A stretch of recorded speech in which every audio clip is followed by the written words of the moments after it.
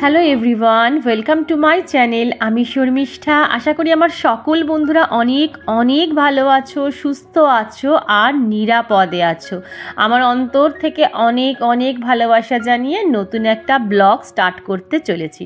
এই যে বিস্কুটগুলো দেখছো তোমরা, এইগুলো কিন্তু আমার গোপু সোনার ব্রেকফাস্টের বিস্কুট। এইটা লিটিল হার্ট, জানো তো? এই বিস্কুটগুলোও না আমরা ছোটোবেলায় খেতে ভীষণ পছন্দ করতাম। তোমরাও কেউ লিটিল হার্ট বিস্কুট খেয়েছো? অবশ্যই কিন্তু আমায় কমেন্ট করে জানিও। যে কোনো পুজো শুরু করার আগে গঙ্গা জল দিয়ে শুদ্ধিকরণ করে তারপরে কিন্তু আমরা সবাই পুজোটা স্টার্ট করি। তো এই তো আমি কিন্তু কোষাকুষির মধ্যে গঙ্গা জল ঢেলে নিলাম। এরপর কিন্তু আমার পুজো আমি শুরু করব। আর এখানে দেখো মা কিন্তু পঞ্চপ্রদীপটাকে সাজিয়ে নিচ্ছে। আমি বলি না, মাও কিন্তু আমার হাতে হাতে অনেক কাজ এগিয়ে দেয়। না হলে হয়তো আমি এত কিছু নিয়ম নিষ্ঠা করে পুজোটা হয়তো করেই উঠতে পারতাম না। পরপর দুটো পুজোর ভিডিওতে তোমরা আমাকে এত ভালোবাসা দিয়েছো, এত সুন্দর সুন্দর কমেন্ট করেছো যে আমি হয়তো ভাষায় বলে বোঝাতে পারবো না। আর আশা করি আজও তোমাদের ভিডিওটা অনেক অনেক ভালো লাগবে। সীমা সেনাপতি বলে আমার এক সাবস্ক্রাইবার দিদি, কি আমার সমবয়সী আমি ঠিক বলতে পারবো না, তুমি আমায় কমেন্ট করে বলো তুমি আমার দিদি হও কি আমার সমবয়সী হও কি আমার থেকে ছোট হও। তো আমায় কমেন্ট করে বলেছিল যে শর্মিষ্ঠা, তুমি যে এই পুজো আচরা নিয়মকানুনগুলো পালন করছো খুব ভালো করছো, এইগুলো কিন্তু সংসারের শ্রীবৃদ্ধি করে, এটা আমি বলে মনে করি। হ্যাঁ গো দিদি, আমিও তাই মনে করি। তাই তোমারই কমেন্ট দিয়ে আমি আমার ব্লগের আজকে টাইটেলটা শুরু করলাম। একটা ছোট্ট কথা না আজ তোমাদের সাথে খুব শেয়ার করতে ইচ্ছা করছে, তাই হয়তো বলে ফেললাম মুখ ফসকে। আজ আমি যেখানে বসে পুজো করছি না বন্ধুরা, কোনোদিনও ভাবতে পারিনি যে এই জায়গাটাতে বসে আমি পুজো করব, বা আদৌ আমি কোনোদিনও পুজো আজটা করতে পারবো কি না এটাও কিন্তু আমার দ্বিধায় ছিল। কারণ আমার কোনো সেইভাবে পুজোর ঘর করে ওঠা হয়নি, মানে এক্সট্রা করে আমার কোনো পুজোর ঘর কিন্তু নেই। বিয়ের পর থেকে যেখানে আমি পুজো করতাম ভেবেছিলাম আমি সেখানেই বসে পুজো করব। কিন্তু কিছু ব্যক্তিগত কারণে আমি আর কিন্তু সেখানে ঢুকতে পারি না বা পুজো আচরাও করতে পারি না। যখন আমি শুনলাম যে আর আমি সেই ঘরে পুজো করতে পারবো না, তখন মন থেকে এত ভেঙে পড়েছিলাম যে তোমাদের ভাষায় বোঝাতে পারবো না।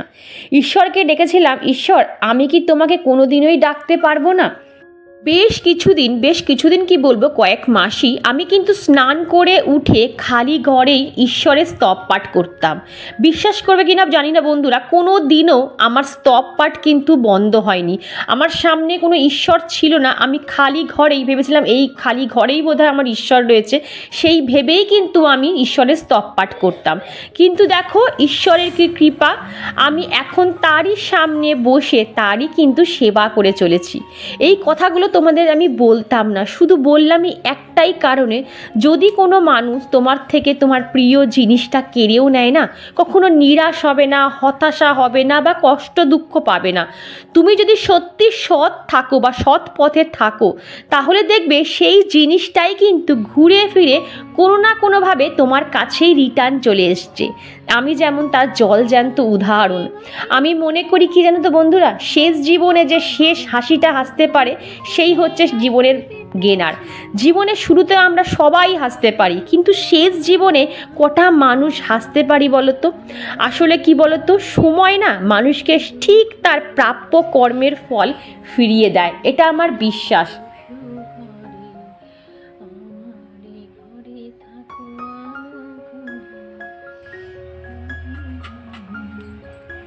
তো বন্ধুরা, সকাল থেকে তোমাদের সামনে ক্যামেরা অন করে কথা বলতে সুযোগই পাইনি, মানে কথা বলার সুযোগই পাইনি। কি অবস্থা দেখেছো? মুখটা কেমন গ্লো করছে না? সেই কখন মেখেছি দেখো, এখনও কেমন গ্লো করছে।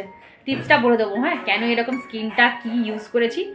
দেখো কেমন গ্লো করছে, দেখেছো? যাই হোক, তোমাদের পরে টিপসটা ব্লগে বলে দেবো, কমেন্ট করে বলো, আমি বলে দেবো। মনে করে বলবে, হ্যাঁ, তাহলে মনে থাকবে না, হয়তো ভুলে যাবো। আর ঠোঁটেও দেখো কিছু ইউজ করি, কিন্তু ঠোঁটটা না আমার অনেকটা পিঙ্কিশ চলে আসছে, এই টিপসটাও বলে দেবো। তো যাই হোক, চলো আমার আপাতত দেখলে যে এক রাউন্ডের মাকে ভোগ দেওয়া, শুকনো ভোগ দেওয়া কমপ্লিট হয়ে গেছে। এরপর আমি পিঠে বানাবো। এখন আমি নারকেল করিনি, কিচ্ছু করিনি, পিঠে বানাবো। তারপর সন্ধেবেলা আবার মাকে আরতি করব, মাকে আজকে পিঠে দেবো, মানে আমাদের নিয়ম আছে আজকে পিঠে দিয়ে মাকে পুজো করার, মানে আজকে জ্বালতেই হবে। তো আজকে পিঠে দিয়ে মাকে পুজো করে তারপরে আমি পুজো সম্পূর্ণ করব।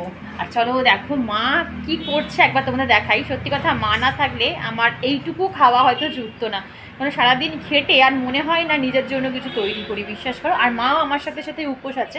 চলো তোমাদের দেখাই মা কি করছে, ব্যাক ক্যামেরা করে চলো। তো মা এখানে করছে, মা কি করছো? গোলা রুটি। মা এখানে করছে গোলা রুটি, একদম প্লেন ময়দা দিয়ে গোলা রুটি করছে। তবে মা একটু তেলটা বেশি দিয়েছে মনে হচ্ছে। এই কি হলো চলো মাটা করুক, আমি 5টা মিনিট একটু জল খেয়ে বসি, আর পাচ্ছি না। আমাকে একবার তুলে নাও। আর এদিকে দেখো কাজ সারতে সারতে প্রায় সন্ধে নেমে এসছে। যেহেতু ভিডিও করতে করতে আমি কাজগুলো করছিলাম, একটু তো দেরি হয়ে যাচ্ছিল। আর এদিকে যেন 2খানা নারকেল কোড়াচ্ছিলাম। একটা নারকেল তো ভালো ছিল, আর একটা পুরো ঝুনো ছিল, ফাটাতে গিয়ে প্রায় 2-3টে খণ্ড হয়ে গেছে। ফলে আমার আরেকটু সময় বেশি লেগেছে নারকেল কোড়াতে গিয়ে। আর এখানে তো আমি গোবিন্দভোগ আর আতপ চালটা সকালবেলায় ভিজিয়ে রেখেছিলাম। আর এ দেখো ভালো করে একটা মিহিভাবে কিন্তু পেস্ট বানিয়ে নিয়েছিলাম। আর আমরা না জানো তো শ্বশুরবাড়িতে আমি মানে শাশুড়ি মায়ের কাছ থেকে শিখেছি যে পিঠে পায়েসে না আমরা একটু নুন দিই, ঠিক আছে, যাতে একটু নোনতা ভাব আসে, মানে নুন মিষ্টি ব্যাপারটা হয়। তো যাই হোক, আর তোমাদের তো আগে শেয়ার করেছিলাম যে আমাদের এই পৌষ মাসে আঁশকে খোলা জ্বালতেই হয়, মানে মা লক্ষ্মীকে প্রথমে আঁশকে দিয়ে তারপরে কিন্তু পিঠে মানে আঁশকের পিঠে খেতে হয়। আর এখানে দেখো আমি না একটুখানি অয়েল ব্রাশ করে নিচ্ছি, কারণ কি বলতো, প্রথম যেহেতু আঁশকে খোলা জ্বালছি বা প্রথমে আঁশকে পিঠে করছি, দুধ পুলি এগুলো তো পাটিসাপটা করেছি, কিন্তু আঁশকে না এই প্রথম আমি করছি। শুধু ভয় করছে, যদি না ওঠে একটা মনে খুঁতখুত লাগে না, ওই জন্য না আমি একটু অয়েল ব্রাশ করে নিয়েছি। কিন্তু বিশ্বাস করো ঈশ্বরের কৃপায় আমার কিন্তু আঁশকেগুলো খুব সুন্দরভাবে উঠেছে। আর দেখো এই যে মানে কি বলবো, এই যে ফুটকুড়ি যে মানে ওগুলো কিন্তু প্রায় হয়ে এসেছে, মানে আরেকটু হলেই কিন্তু আঁশকেটা হয়ে যাবে। তো যাই হোক বন্ধুরা, দেখো তোমাদের সামনেই দেখালাম আঁশকেগুলো কি সুন্দর উঠেছে, একদম ছোট্ট, মানে যেহেতু 4টে খোলায় আমি কিনেছি, বেশ ভালোভাবে কিন্তু উঠে গেছে। আর এখানে দেখো, ওখানে আমি আঁশকেগুলো জ্বালছি, তো ভাবলাম কেন ফালতু সময় নষ্ট করব, এখানে আমি নারকেলের ছাইটা বানিয়ে নিই। আর এখানে দেখো গুড় দিয়েছি, নারকেল দিয়েছি, আর এরপরে না আমি নারকেলটাকে আর গুড়টাকে ভালো করে হাত দিয়ে চটকে নেবো। অনেকে আবার কি করে বলো তো, গুড় আর নারকেল একসাথে মিক্সার গ্রাইন্ডারে পেস্ট করে নেয়, তাহলে পাকটা না খুব মিহি টাইপের হয়। আমি না ভুলে গেছি জানো তো এই পাকটা মিক্সিতে করতে, ওই জন্য ভাবলাম দরকার নেই, কড়াইতেই আমি করে নিলাম। আর এই পুরের মধ্যে আমি যখনই নারকেলের পুর করি না, আমি এর মধ্যে একটু খোয়া ক্ষীর অ্যাড করি। বিশ্বাস করো বন্ধুরা, ব্যাপক খেতে হয়। আর আমার হাজব্যান্ড ভীষণ ভালোবাসে এই খোয়া ক্ষীর দিয়ে নারকেলের পুর খেতে। তো খোয়া ক্ষীরটাকেও বেশ ভালো করে দেখো আমি ব্লেন্ড করে নিয়ে কিন্তু এই যে পুরটা আমার তৈরি। যেহেতু পুলি পিঠে করবো, পুলি পিঠের জন্য কিন্তু একটু টাইট করেই আমার শাশুড়ি মায়ের কাছ থেকে শোনা যে পুলি পিঠে করতে গেলে একটু টাইট করে ছাইটা করতে হয়। আর পাটিসাপটার জন্য একটু হালকা, মানে একটু গ্রেভি যেরকম হয় সেরকমভাবে পুরটা করতে হয়। তো যাই হোক, পুরটা আমার ওখানে রেডি। আর এখানেও আমার দেখো আঁশকেগুলো রেডি। এখানে আমি বোধহয় 7খানা আঁশকে মানে দিয়েছিলাম। আঁশকে দিতে হয়, আর হচ্ছে তার ওপর গুড়, মানে গুড় আর আঁশকে পিঠে দিয়েই কিন্তু মা লক্ষ্মীকে সন্ধেবেলায় পুজো দিতে হয়। সকালবেলা তো দেখিয়েছিলাম যে শুকনো ভোগ দিয়েছিলাম, আর এই যে এখন আঁশকে আর গুড় দিয়ে মা লক্ষ্মীকে আমি পুজো দিচ্ছি। আগের ব্লগ যারা দেখেছো তাদেরকে আমি একটা কোয়েশ্চেন করেছিলাম, তোমরা অনেকেই আমাকে তার উত্তরে দিয়েছো যে শর্মিষ্ঠা তুমি যা করেছো একদম ঠিক করেছো, ঈশ্বরের সেবা করাটা কোনো অন্যায় নয়, তুমি খুব লক্ষ্মী মন্ত্র একটা মেয়ে, আর তুমি কোনো খারাপ কাজ করতেই পারো না। বিশ্বাস করো বন্ধুরা, আমি লক্ষ্মী মন্ত্র কি, রূপে সরস্বতী, গুণের লক্ষ্মী, আমি এইসব কিচ্ছু জানি না, আর আমি হতেও চাই না, বিশ্বাস করো। কারণ আমি জানি যে পৃথিবীতে কোনো মানুষই পারফেক্ট নয়, কোনো মানুষ মানুষই ঠিক নয়, একেবারে ঠিক নয়। আমি কি পুরোপুরি ঠিক? আমি একদমই পুরোপুরি ঠিক নয়, কিন্তু আমি চাই সুষ্ঠুভাবে ভালোভাবে আমার সংসারটা করতে, বিশ্বাস করো আর এর থেকে বেশি কিছু চাই না। তো যাই হোক, কথা বলতে বলতে দেখো ওখানে গরম জলে একটু নুন দিয়ে কিন্তু আমি এখানে চালের গুঁড়োটা মেখে নিয়েছি। আর চালের গুঁড়োটা আজকে এত সুন্দর মাখা হয়েছে না বন্ধুরা, একটুও ফাটেনি। আর এই যে শেপটা দেখলে, এটা কিন্তু আমি আমার শাশুড়ি মায়ের কাছ থেকে শিখেছি। আমি সবসময় বলি যার কাছ থেকে যেটা শিখি আমি সেটা বলি যে আমি এর থেকে শিখেছি, ওর থেকে শিখেছি, কারণ আমার শিখতে ভীষণ ভালো লাগে। কারণ আমি জানি যে শেখার কোনো বয়স হয় না আর কোনো সময় হয় না। তো যাই হোক, আর এইটা যেটা মুড়ছি এটা আমি আমার দিদামায়ের থেকে শিখেছি, ঠিক আছে? একবার শেপটা দেখে নাও, ভীষণ ভালো। আর সত্যি কথা বলতে গেলে মনে এত বেশি স্যাটিসফ্যাকশান আসছে যে পিঠেগুলো না আমার একটা দিক দিয়েও একটুখানি চিড়ো খায়নি, একটু নারকেলের পুরো বেরিয়ে যায়নি।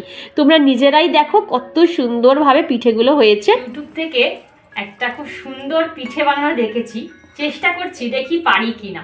ঠিক আছে, এই প্রথম আমি ট্রাই করছি। পিঠে করতে গেলে হঠাৎ করে মনে পড়লো দেখি চেষ্টা তো করি একবার। তো দেখো এই যে চষির মধ্যেও কিন্তু দেখতে হবে, দেখো মানে চষির মতনই একটুখানি অল্প করে, এই যে দেখা যাচ্ছে মা, এই যে দিলাম, দিয়ে দেখো এই যে এম দিলাম, দিয়ে না সুন্দর করে মুখটাকে এরকম মুড়ে দিচ্ছি। দেখো এইভাবে মুড়ে দিচ্ছি, দিয়ে এবারে এরকম চষির মতন শেপ দেবো। কিছুই না, বাস দেখতে মানে চুষির মতন লাগবে, আর কিছুই না। এই যে এই যে দেখো, এই যে এইরকমও যে দুধের মধ্যে দেওয়া যায় না, তাতেও কিন্তু খুব সুন্দর টেস্ট হবে, একদম পুরো কি বলবো, মুখে দিলে একদম মিলিয়ে যাবে। দেখো দেখা যাচ্ছে মা, এই দেখো, এই দেখো, দেখেছো কি সুন্দর একটা শেপ হয়ে গেল, ফাটেওনি, কিছু হয়নি। এই দেখো এখন আমাদের কাছে স্মার্টফোন হয়ে এতটাই সুবিধা হয়ে গেছে, এখন আর কারোর কাছ থেকে কোনো কিছু শেখার দরকার পড়বে না।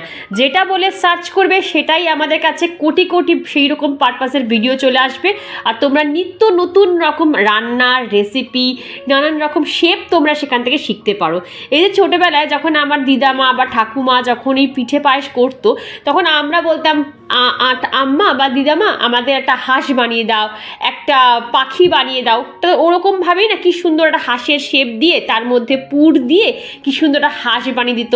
সেটা আমরা খুঁজে খুঁজে সেই জিনিসটাই কিন্তু আমরা খেতাম। মানে বাচ্চারা যারা যেসব বাচ্চারা তো খেতে চায় না, তাদের কিন্তু এইভাবেই পিঠে পুলি আগে খাওয়ানো হতো। তো যাই হোক, আমার মেয়ে তো একটাও মুখে দেয় না। কোমরের যা অবস্থা হচ্ছে, কোমর একদম যন্ত্রণায় ফেটে যাচ্ছে। মানে মনে হচ্ছে কতক্ষণে গিয়ে আমি শরীরটাকে বিছানায় ঠেকাবো, আর পাচ্ছি না। আজকে আর ভিডিও এডিট করা হবে না, আজকেই মানে যে কটা পেরেছি করেছি।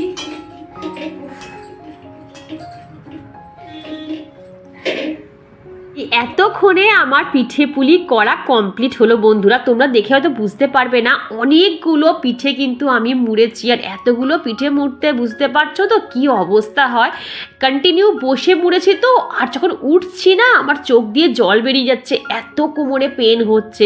এখনও কিন্তু অনেক কাজ আমার বাকি আছে। তো যাই হোক, ওখানে দেখো দুধটা জালে বসিয়ে দিয়েছি। তো ভাবলাম ফালতু সময় নষ্ট না করে চলো ওখানে মাকে বললাম, মা তুমি দুধটা দেখো, আমি আলপনাটা দেওয়া কমপ্লিট করে নিই। দাঁড়িয়ে দাঁড়িয়ে আর আলপনা দিতে পারলাম না। তারপরে কি করলাম, বসে গেলাম, সিঁড়িতেই বসে ভালো করে আমি আলপনা দিচ্ছিলাম, কারণ কোমরে প্রচণ্ড পেন হচ্ছিল। ঈশ্বরকে ডাকছি, ঠাকুর আর একটু, সকাল থেকে যখন উদরে গেছি আর একটু সময় হলেই কিন্তু আমি পুজোটা কমপ্লিট করে নিতে পারবো। আর দেখবে কি বলতো, সেই সময় না ব্যথা যন্ত্রণা খুব একটা রিয়েলাইজ হয় না। যখন শুতে যাবে তখন তোমার এই ব্যথা যন্ত্রণা 100 গুণ বেড়ে যাবে। তো এই তো ওখানে আমার সব কমপ্লিট হয়ে চলে এলাম। এবারে লক্ষ্মীর পাঁচালি পড়তে ভালো করে গঙ্গা জল ছিটিয়ে নিলাম। আমি আমাকেও ছিটিয়ে নিয়েছি, ঘরে ছিটিয়ে নিয়েছি, মাকেও একটু ছিটিয়ে দিয়েছি। এইবারে আমি শান্ত মনে পাঁচালিটা পড়ে নেব। হয় নিধনের ধন, ইহালোকে সুখী হতে স্বর্গে গমন, যেবা পরে যেবা শুনে যেবা রাখে ঘরে, লক্ষ্মী কৃপা তার ধনে জনে বাড়ে। ব্রত শেষে স্তব ওম বিশ্বরূপস্য ভাজ্যাসি পদ্মে পদ্মে লয়ে শুভে সর্বত্র পাহি মাং দেবী মহালক্ষ্মী নমস্তুতে।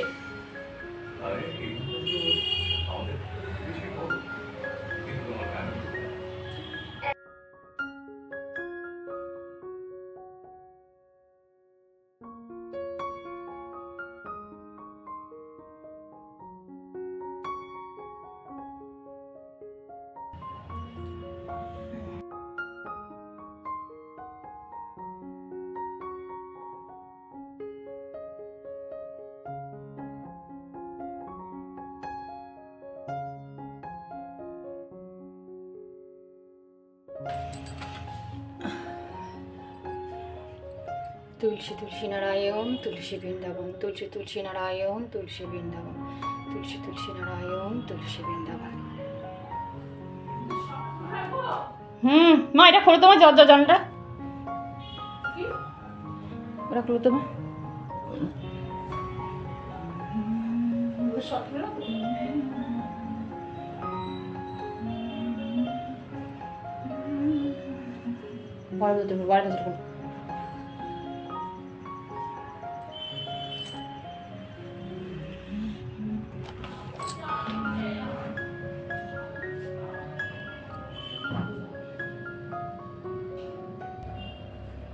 মা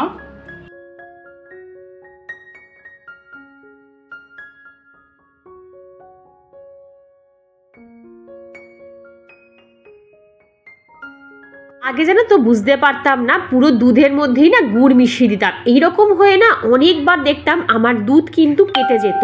তারপরে আমি ইউটিউব দেখে দেখলাম যে এরকমভাবে যদি দেখা যায় তাহলে কিন্তু দুধ আর নষ্ট হয় না।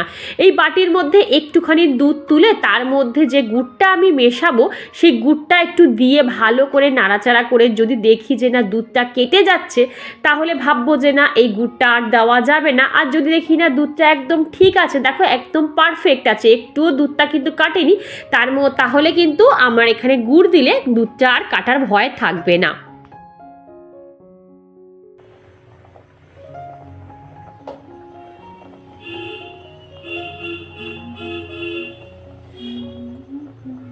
জয় গুরু।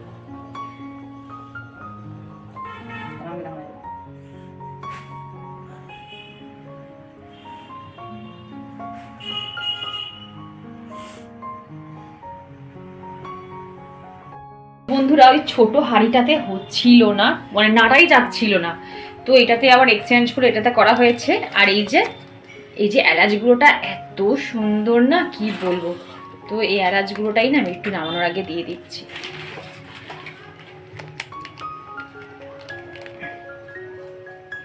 খুব সুন্দর একটা গন্ধ আর ফ্লেভার হয়।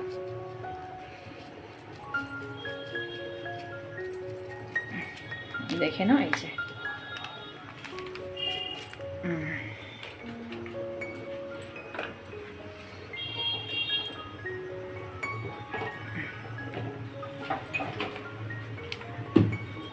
আমার সেই পুচকে কোথায় গেল, পুচকে পিঠেগুলো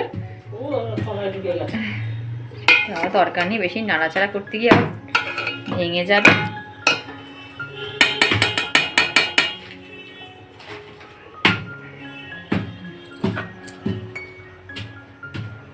তো বন্ধুরা চলো একবার লাস্ট ফাইনাল লুকটা দেখিয়ে দিচ্ছে পিঠেটা কেমন হয়েছে। তো এই একদম দারুণ হয়েছে। আর এই যে নামানোর আগে না খোয়া ক্ষীর দেওয়া হয়েছে, দেখো এই জন্য কত সুন্দর পুরো ক্ষীরের মতন জমে গেছে। আর পিঠে একটু বাসি ঠান্ডা না হলে খেতে ভালো লাগে না।